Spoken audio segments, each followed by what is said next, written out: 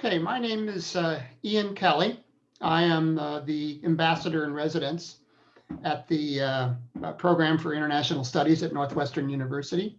And we're very pleased to welcome you to this talk, which is co-sponsored by the International Studies Program and then also the Russia, Eurasian, and Eastern European Research Program.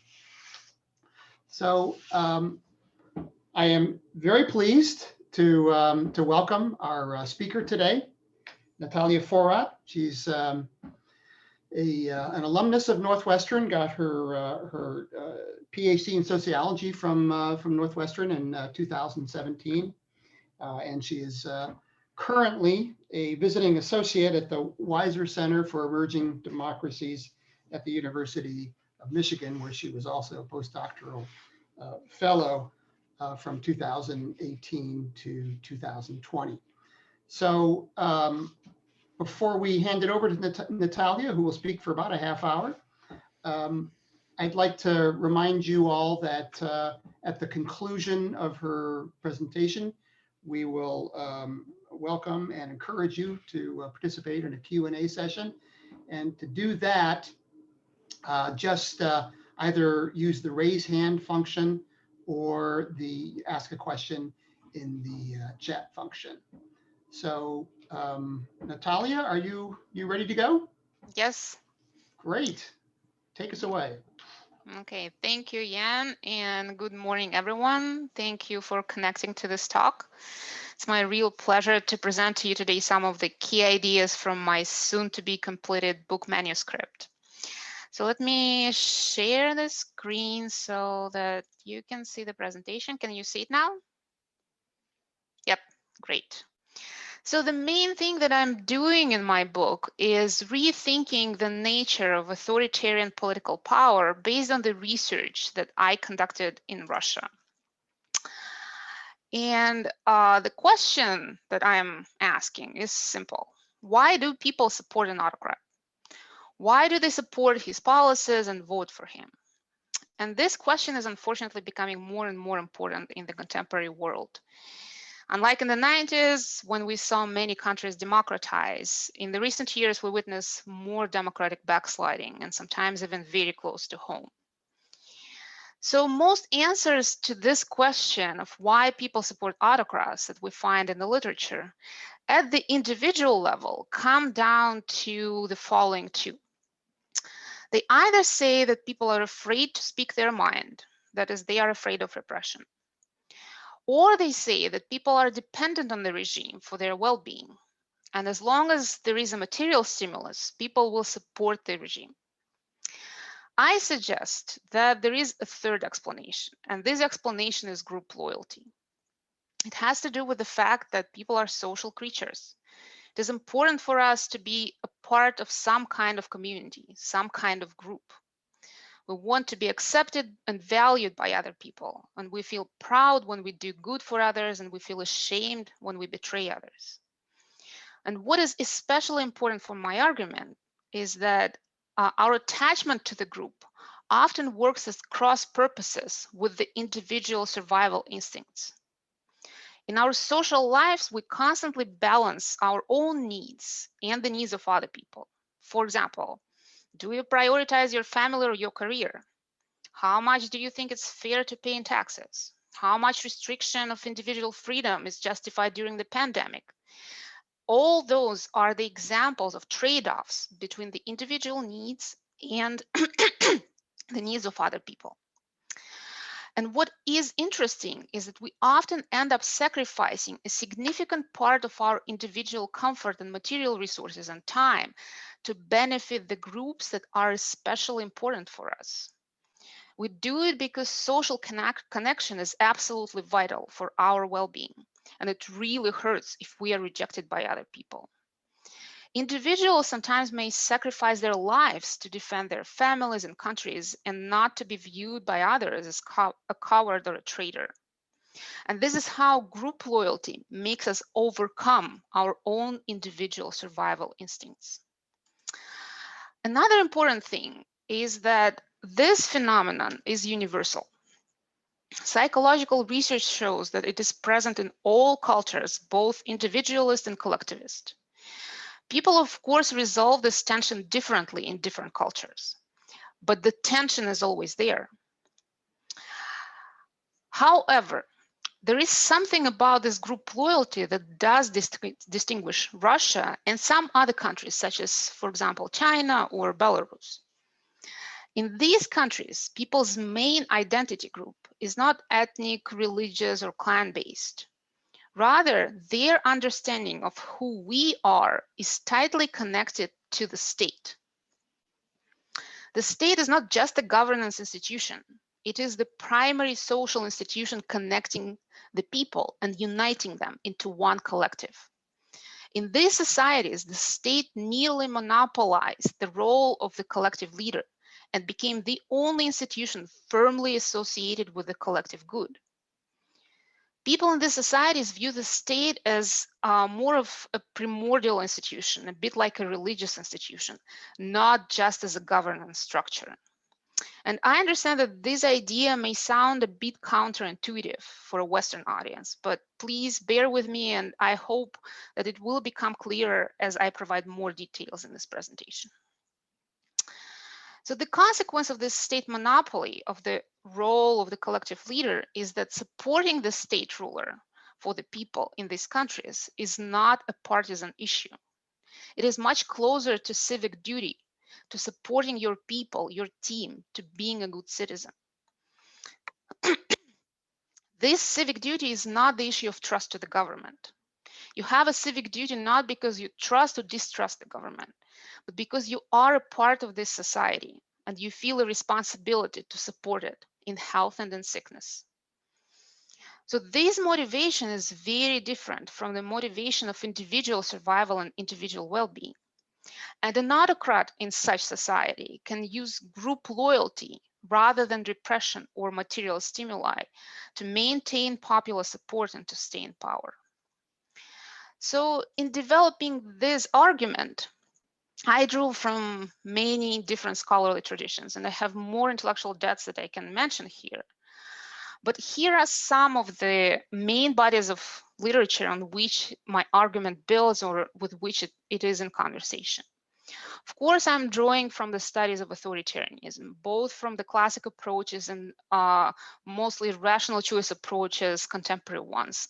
And I'm not claiming that rational choice approaches are not of any value. I think they're really valuable, but I'm showing in which circumstances they actually make a lot of sense.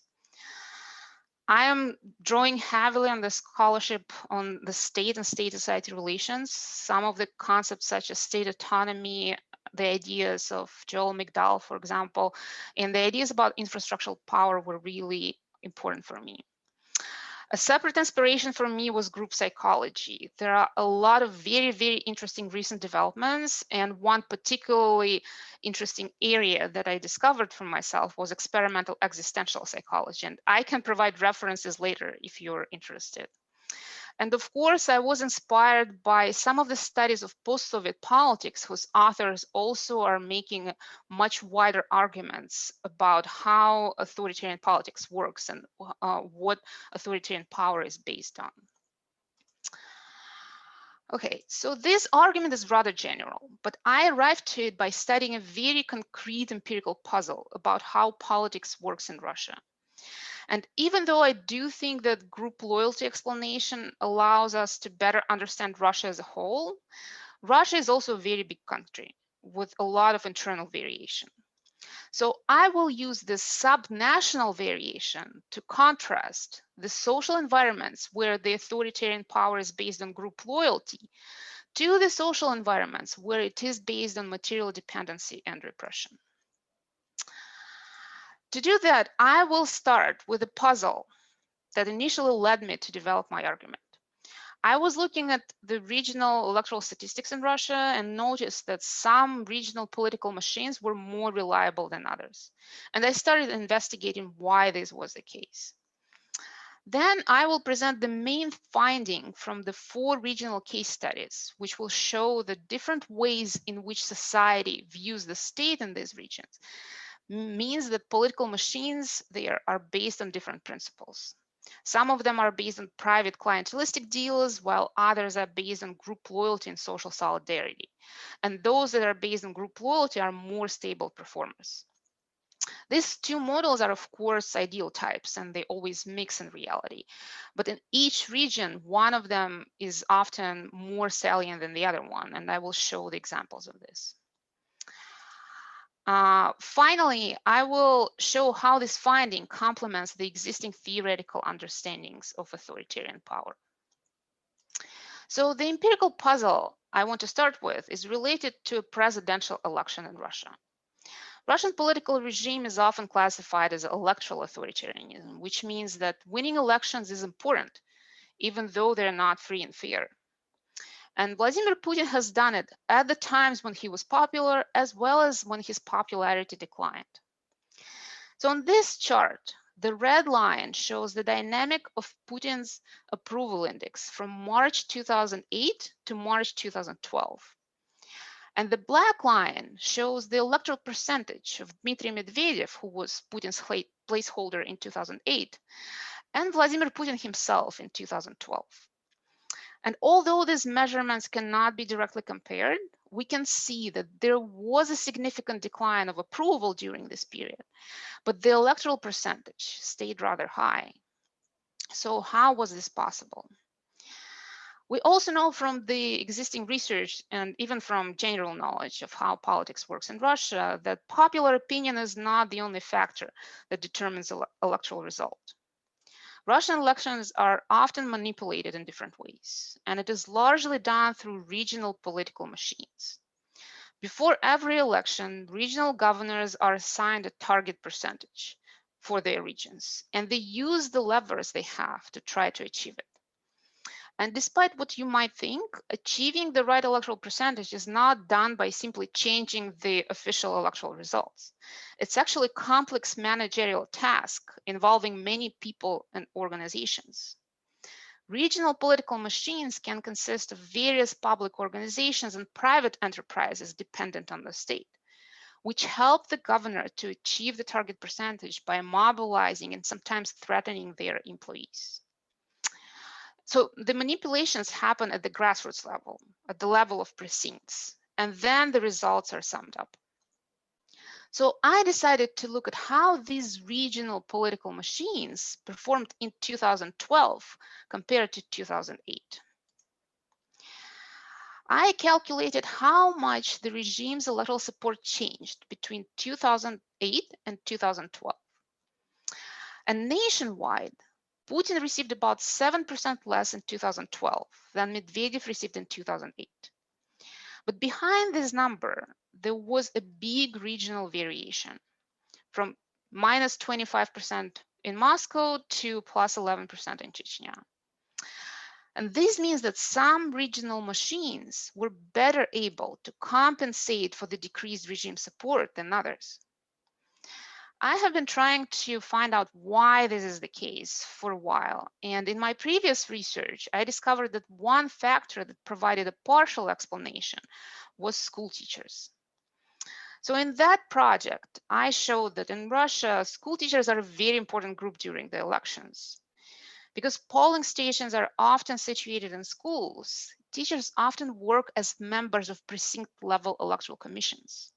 They become a vital part of regional political machines because they are present at the polling station at the time during voting and can stuff the ballot boxes. They have access to vote counting protocols and they can falsify them.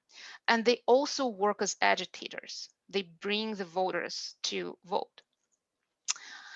And they do all these things usually because the regional and municipal authorities put pressure on them, threatening to reduce their hours and even fire them. And I found a lot of qualitative evidence in the media about involvement of teachers in electoral manipulations. I also conducted quantitative analysis, which showed that the density of the school system partially explained the variation of performance stability between the regional political machines. So here I'm only showing a simple scatter plot with the density of the school system, which is measured as normalized number of teachers per population unit, and the change of regime's electoral support. Each dot on this scatter plot is a region, and the line is just a simple regression line with one predictor. But in the full version of the analysis, I used multiple regression to test different social and economic factors. I looked at not only at teachers, but also at doctors and bureaucrats, as well as at many economic variables. And it turned out that only teachers had a robust relationship to the outcome. If we look at the scatter plot, though, we will see that not only that teachers mattered, but also that a lot of the regional variation remained unexplained after we account for the teachers. So teachers were a part of the story, but it wasn't a full answer. So I continued my investigation and used case studies to find out what was causing this variation. I chose 2 regions above the regression line and 2 regions below the regression line. In the regions above the line, the performance of political machines was more stable. That means that electoral results in these regions did not decrease in 2012 compared to 2008, despite the decrease in regime's popularity. So these machines did better than we would expect, even taking into account the teachers factor, even holding kind of the teachers equal. In the regions below the line, the performance of political machines was less stable. Putin's percentage in 2012 was significantly lower than Medvedev's percentage in 2008. And taking into account the teachers, these machines performed worse than expected. So here are the regions that I selected on the Russian map. 2 of them, the Kemerovo region and the Republic of Altai, are situated in Western Siberia. The Republic of Tatarstan is in the Volga region, and the Rostov region is in the south of Russia. As you can see, I also made sure that each pair of the regions above the regression line and below the line had one region that was so-called titular, which means that it wasn't Russian, ethnically Russian, right? And another one was not titular. And that's because there is an argument being made that titular regions have especially robust political machines, and I wanted to test that. So I visited each of these regions and collected different kinds of fieldwork data. I worked in the regional libraries where I read media and other print sources to learn about the recent political histories of these regions. I expanded my search beyond teachers to different kinds of organizations situated at the border between the state and society. I interviewed a total of 60 people across the 4 regions, and among these people were state officials, regional parliamentarians, people who worked in public education, healthcare, social services, as well as in NGOs and even some religious organizations. I also visited many of these organizations and sometimes observed their activities and collected some documents they were willing to share. So after gathering all this data and comparing the cases, what I learned was that the reason why the Kemerovo region and Tatarstan ended up above the line and the Rostov region and Altai ended up below the line was that people in these regions viewed the state differently. And because of that, these regions had different kinds of political machines. So in the regions above the line, those that were able to hold the electoral percentage stable, people viewed the state as their team leader. When state officials reached out to them with a request about some kind of public project, people's reaction was usually, okay, let's do it. So the state was seen in these regions as working for the public good, and people considered it a kind of their duty to help the state. Even if they did not always like it, it was considered the right thing to do. As a result, it was easy for the state to recruit grassroots activists for various state-led projects because there are always people who are willing to contribute to the common good. These projects were often politically neutral. For example, it could be a donation drive to help poor families to buy school supplies, or a public campaign for road safety. But among the many civic-minded projects, state officials would also include those that were political. And they were usually related to political support of the regional governor, the United Russia, or Vladimir Putin. This way, the regional authorities in the Kemerovo region and Tatarstan were able to create a top-down, solidarity-based political machine. These machines used the energy of the civic activists and the societal pressure on individuals to do the right thing, to support your team. In these kinds of political machines, the political gets blended into the civic. In other words, the political pressure goes through the same organizations and people that fulfill many public and community building functions, such as schools, neighborhood associations, or pensioner clubs. These organizations work in their public capacity on an everyday basis, but during the election time, they are repurposed to work as political machines. And most people who participate in it don't even distinguish between these civic and political capacities. So now let's look at what was going on in the regions below the line. That is the Rostov region and the Republic of Altai, where the electoral percentage was less stable. And there the situation was the opposite. People viewed the state as a stranger at best or a predator at worst, definitely not as their team leader.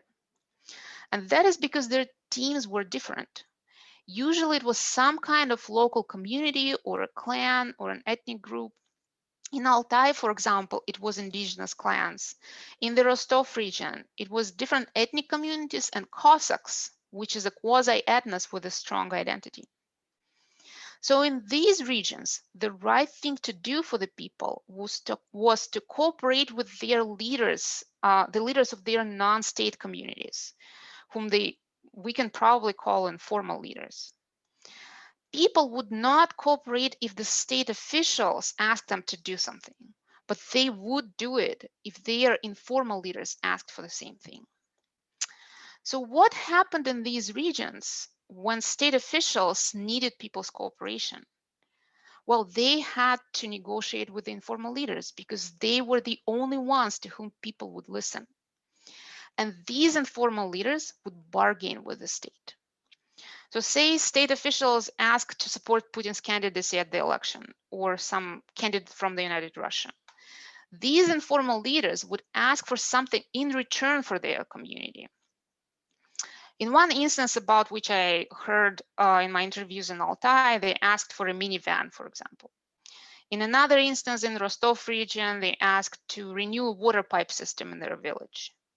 So these informal leaders, they play the role of brokers, and the bargains with multiple brokers in the region add up to a clientelism-based political machine.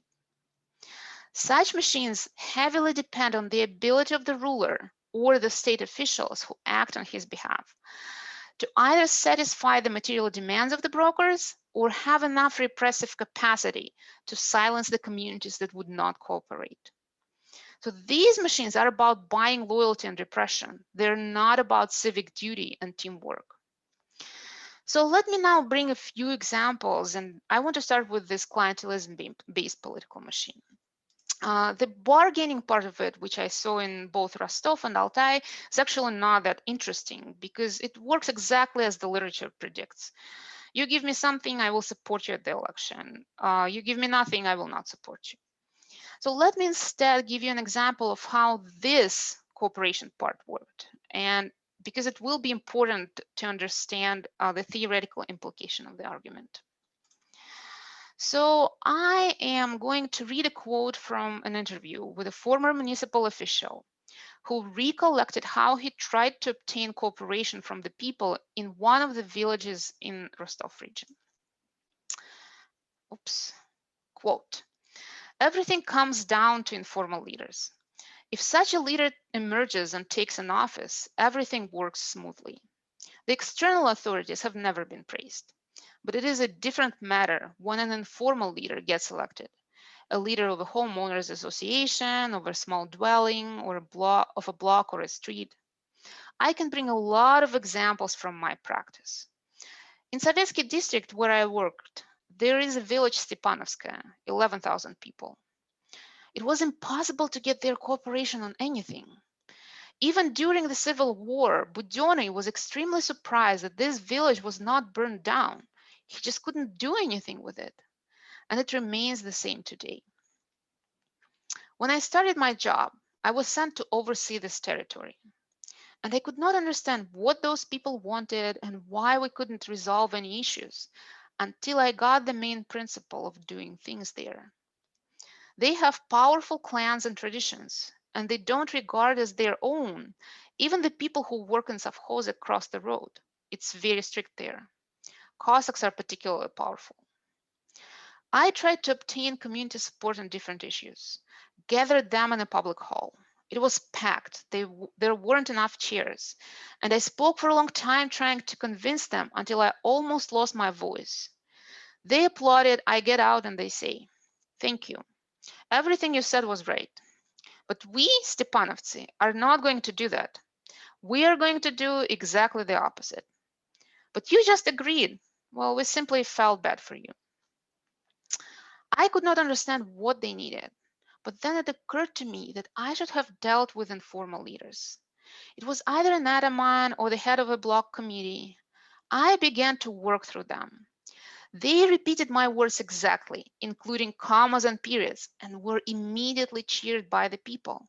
Everything gets done, and you don't need any gatherings and discussions. I tell him, say in your own words, and everything gets done in 3 seconds.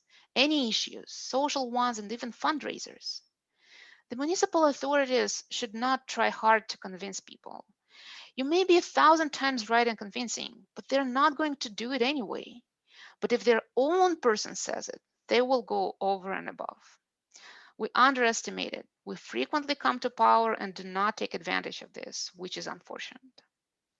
So this illustrates how people would cooperate with their own community leaders, but not with state representatives, whom they do not consider their own. So now let me give you an example of how a solidarity-based political machine works. One part of the political machine that I observed in the Kemerovo region was a network of community centers and residential councils in Kemerovo city. A residential council in Russia, not only in Kemerovo, is a small group representing the residents of a certain area that comes together to discuss and work on neighborhood issues. It has some limited legal rights that help these councils to do things about local infrastructure, deal with utility companies, and so on. And many Russian cities have at least a few of such councils in the neighborhood with particularly active citizens. But in some cities, there are a lot more of those councils than in others. So it turns out that Kemerovo city is the absolute champion among the Russian cities in terms of the number of residential councils.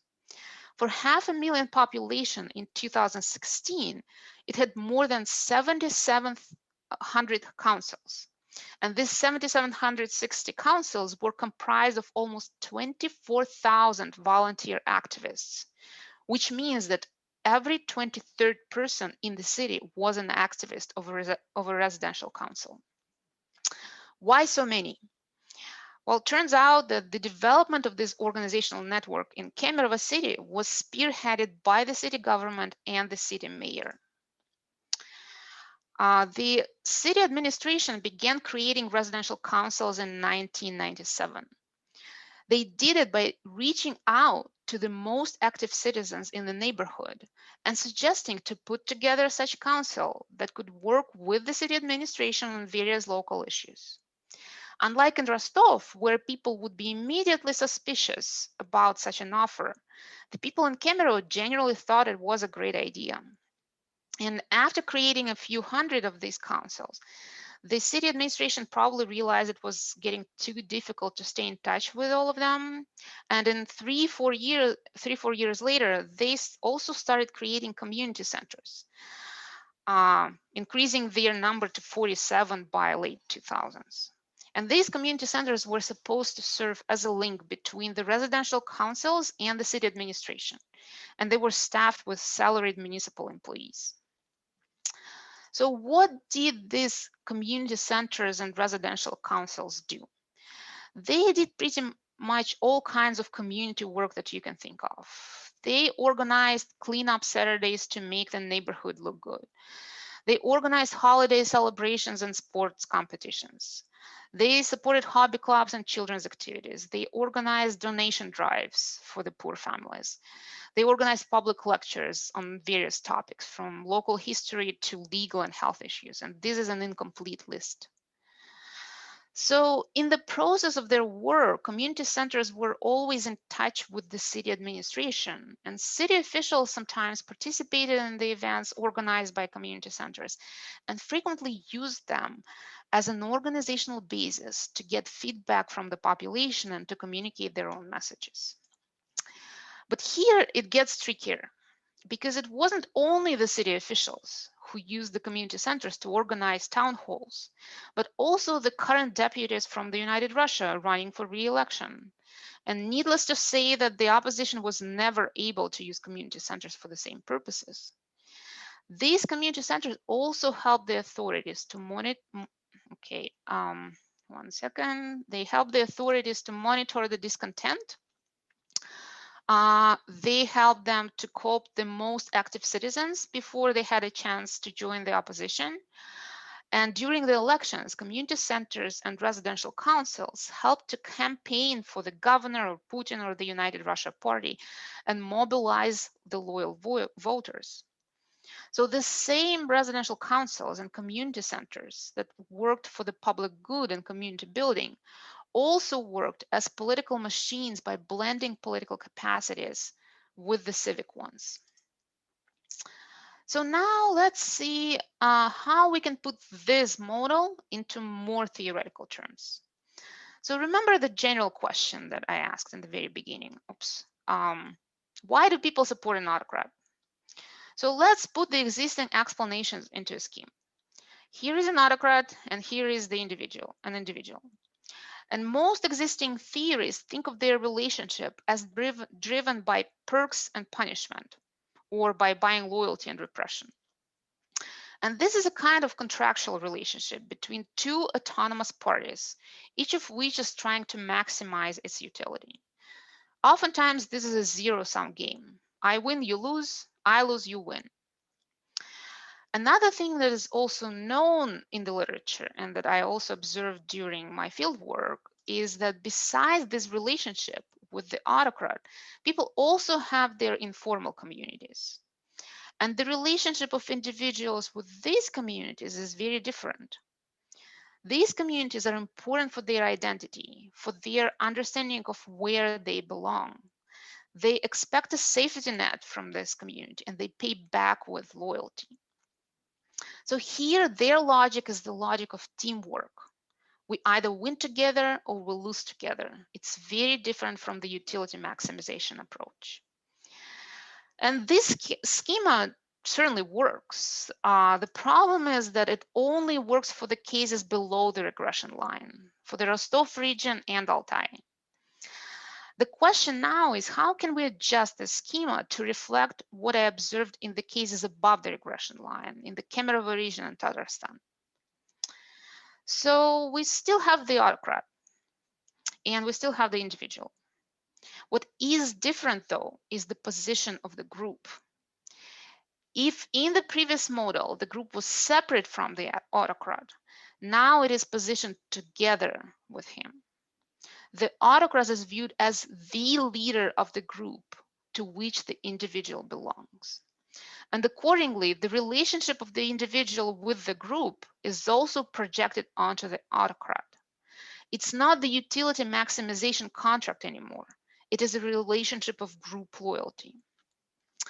So there are a few important things to remember about these two models. Well, first, they are ideal models. In reality, they always coexist, and it is the question of which one of these models is more salient in a particular society. I think, for example, that Russia as a whole leans heavily towards the top model of group loyalty to the state. But I also show that in some Russian regions, the bottom clientelistic model seems to dominate. Second, these two models show us that autocrats have two sets of tools.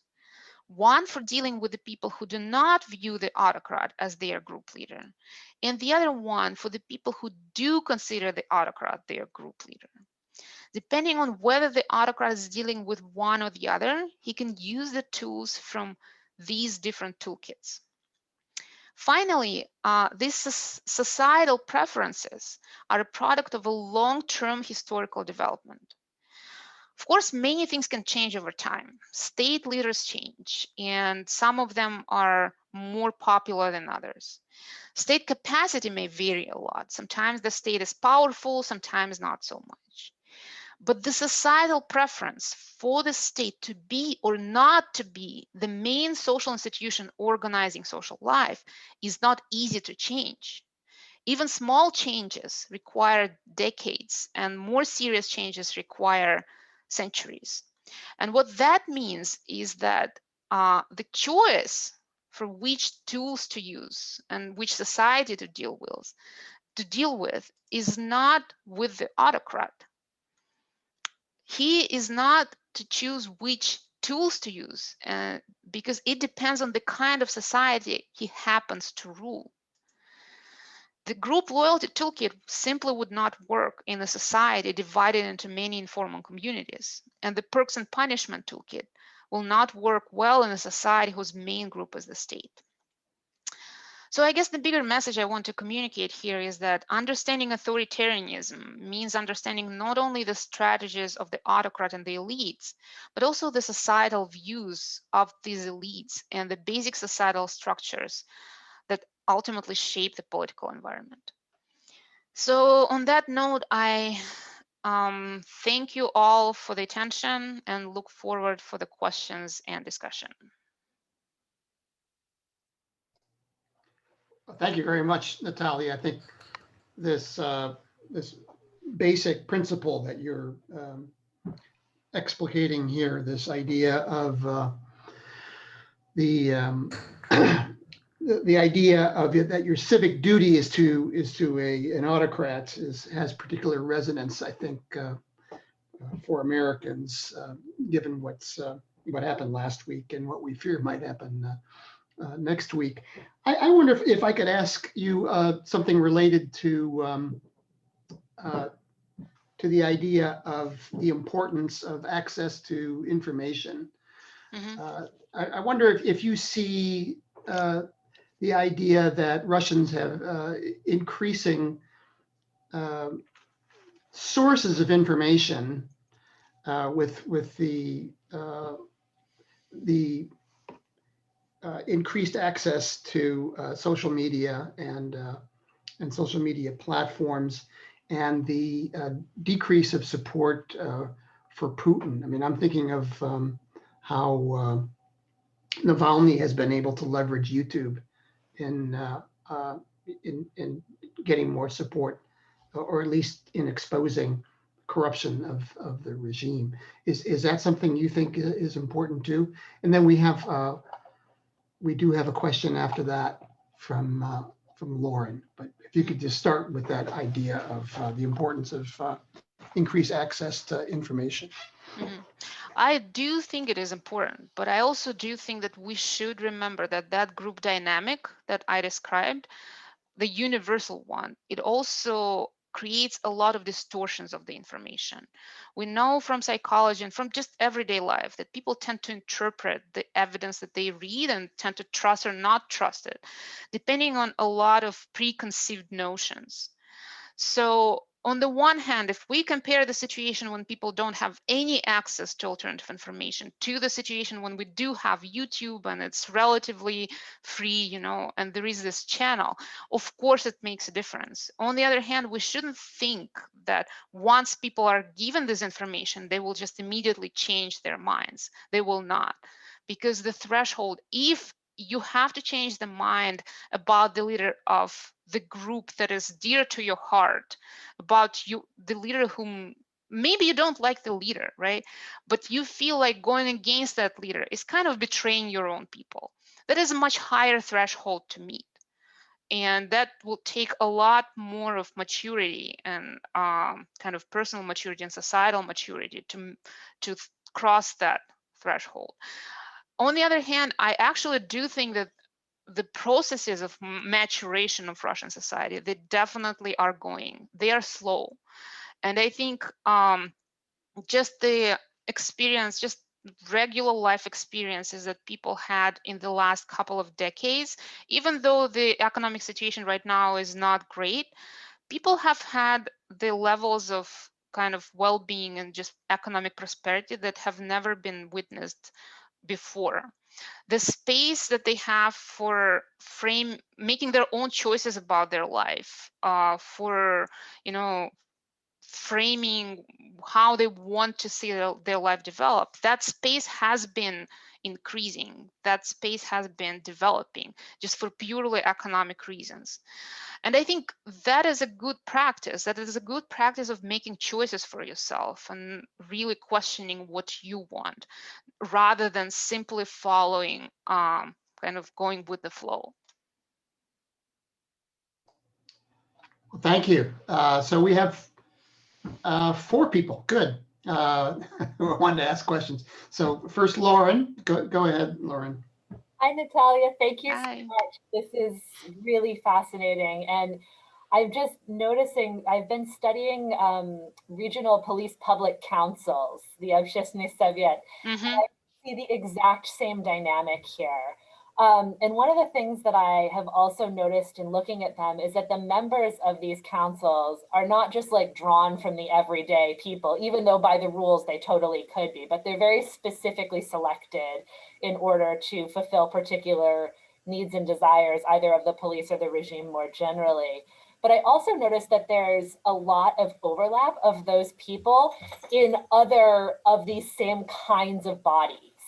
And so I'm wondering if you were also seeing that in some of your above the line kinds of regions where you just have this tremendous network that's being mobilized of sort of like pre-selected elites to be able to engage in all these different ways, but like they're the same people that are doing it in all these different groups. And so I'm just kind of curious to see what you looked at, because I would love to see how this applies to the stuff that I've been looking at too. Yeah, I think you're absolutely right. I can bring you just one example that is probably even more fascinating than those residential councils. The residential councils are absolutely blew my mind, and that was until I looked at the pensioners organizations. Those are just, they are a beast. That whole organization is a beast. And in the Kemerovo region, what Tuleyev, who was the governor at the time for a long time, right? What he did to actually make that beast work for him, he placed his former deputy, the woman who was chairing all kinds of social issues in the regional administration. Once, like the moment she turned 55, the official retirement age for women at the time, he made her, like through different kinds of manipulations, the head of that organization. But at the same time, she was staying his effectively his some kind of in some kind of position in the regional administration, higher position, chairing this kind of civic society, quote unquote, organization, and then also being the chair of every single other pensioner organization in the region, especially if that was a branch of a nationwide organization. There were like 3 or 4. And what's interesting, they are actually competing at the national level, but at the regional level, Tuleyev made them work together. He just created this very centralized system. In Tatarstan, I saw also a really fascinating example of youth organizations. That's where the same people would first lead some kind of important department in the ministry, regional ministry of youth and tourism, and then the same exact person would suddenly start create an NGO, formally an NGO, that would later develop a huge network of volunteer organization for youth, in schools, in higher education institutions, even in large enterprises where they would work with youth to create those volunteer groups. And it's the same woman who would be doing this work and that work. And if you only look at the formal records, well, one is an NGO and another one is a state organization, right? Just a public service. So she used to be a bureaucrat and suddenly became a civic activist. And there are a lot of those. Actually, a lot of people worked both in the bureaucracy and in NGO and in Tatarstan, and they don't even see any kind of problem with that, because for them, those are two different ways to do the things that they consider important. Because, you know, there are grant competitions and those grants are only given to NGOs. Why don't we create an NGO and receive those money? Because like, we know what we are doing. We're specialists. We're, you know, working with drug addicts, and we need resources for our work. There is just absolutely no conflict in their minds. Great, thank you. Thank you for that. Next, Emma. Yeah, thank you so much for this talk. This was really fascinating. I was curious if you could connect it a little bit more explicitly to the idea of trust, and specifically sort of the popular perception or how people think about the state in these different regions specifically. I work in Serbia, where there's a huge amount of cynicism about these informal networks, and people are always talking about connections. And so I was curious if you saw differences in these different places and like the ways people would ordinarily talk about the state. So that is a really, really important question. This is I'm often asked how this group loyalty connects to trust. And the best kind of metaphor that I can use to explain it is, this is the trust to an abusive parent. So you know that this parent is not doing good, like this parent is beating you up. You're not happy about it. It is still your parent. You still have a connection with this person. And this connection is very important to you. And you don't have the similar connection with a stranger who may be treating you very well. So yes, there is a lot of cynicism. There is a lot of cynicism in Russia, and in the Soviet Union in particular. If we go back, you know, in history, there was a lot of cynicism about the state. The question is not whether people trust it. The question is, if they're cynical, what do they imagine as a way out? In Rostov region and the Republic of Altai, people would be totally happy if the state just left them alone. Just don't, you know, touch us at all. That's not the case in Kemerovo region, Tatarstan. They don't want this parent to leave. They want this parent to love them. They want the state to become good and start taking care of them.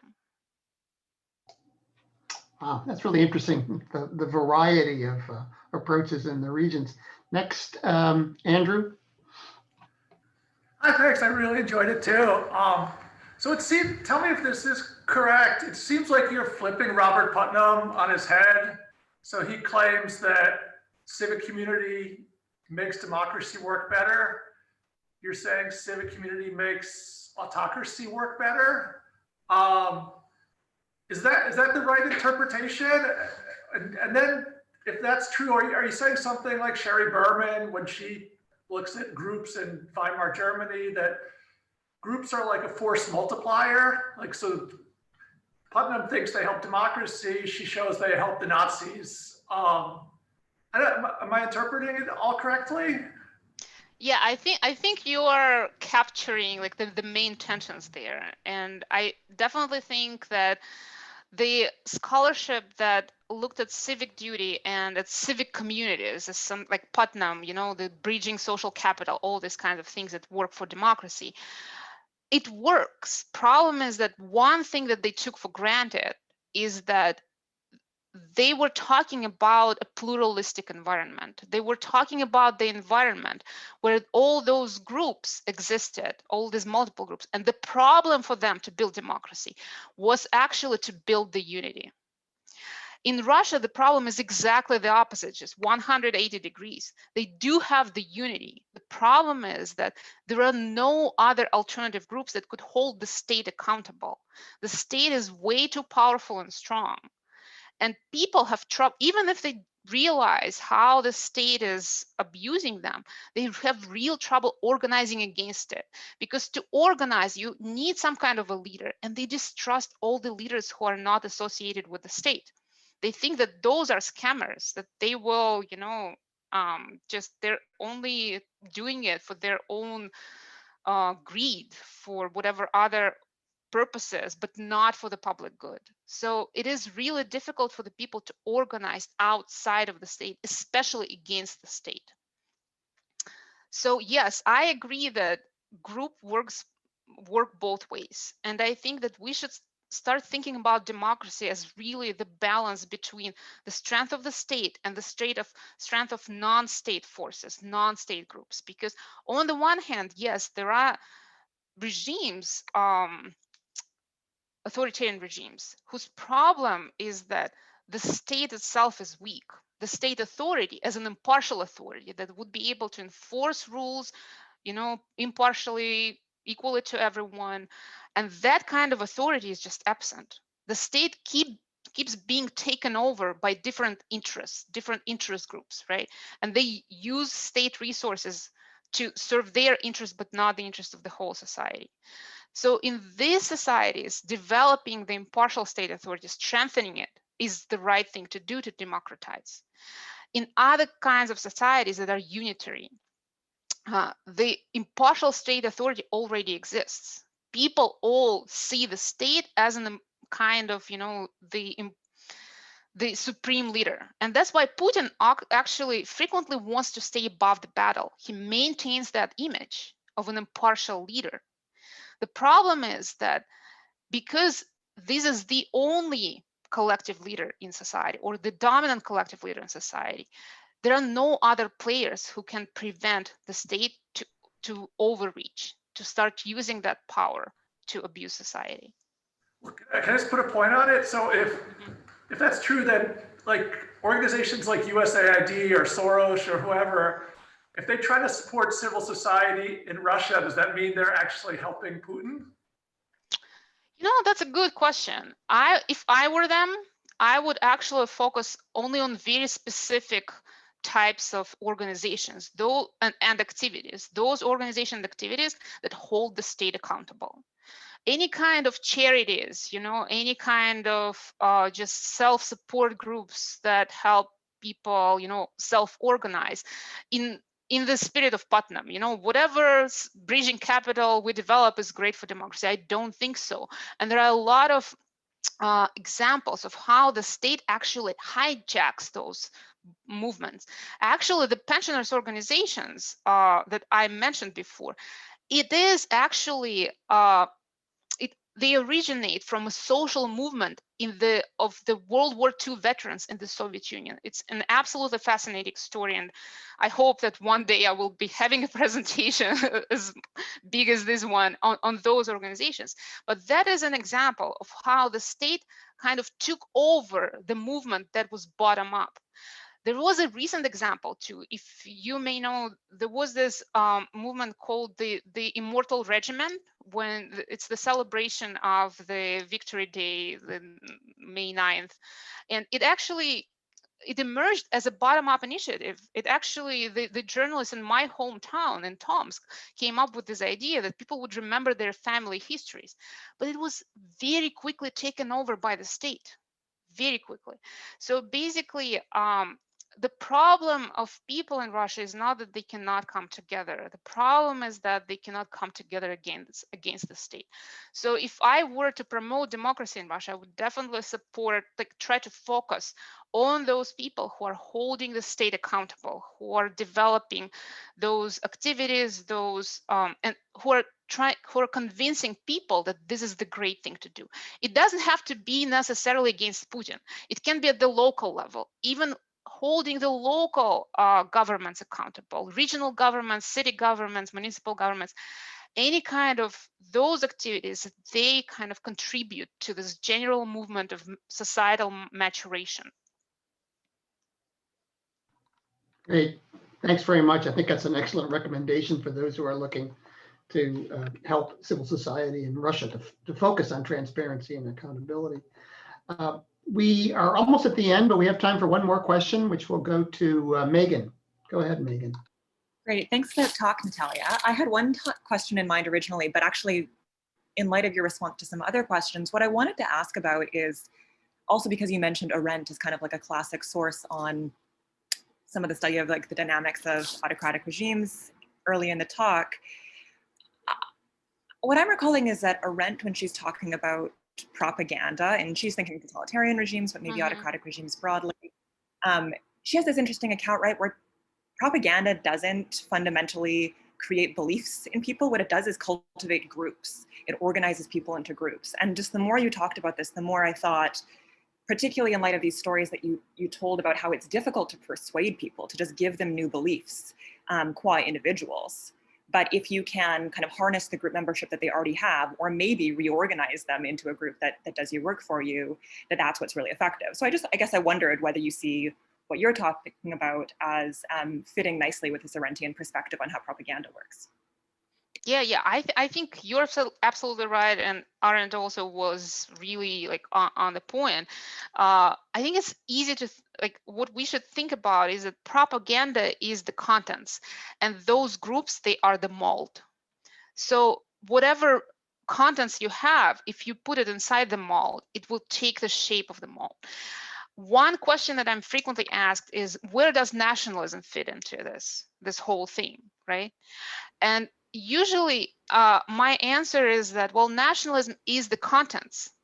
And depending on where you cultivate it and which kind of society, then it's going to fill the mold that already exists in that society. You can either get a fight of who is the right kind of American, or you can have the rally around the flag as you have in Russia and like reframe and retouch nationalism according to the already existing societal pattern. So I think, yes, propaganda, and I think another kind of issue that your question taps in is definitely the effectiveness of the current Russian propaganda. And there has been an argument made with which I agree, that it's not only that the propaganda is so super effective. No, it's when it resonates with the pre-existing kind of emotions, pre-existing concepts, societal concept. That's when it actually starts being really powerful. Thanks. Okay, well, we've come to the end of our hour. I want to thank Natalia for giving us an hour of her time. I know that I have a much more nuanced view of the nature of power in Russia, so it was an hour well spent, at least for me. Thank you all too for joining in. I think Natalia is willing to stay a little longer if people do want to talk to her. Let Cindy know if you'd like to stay on.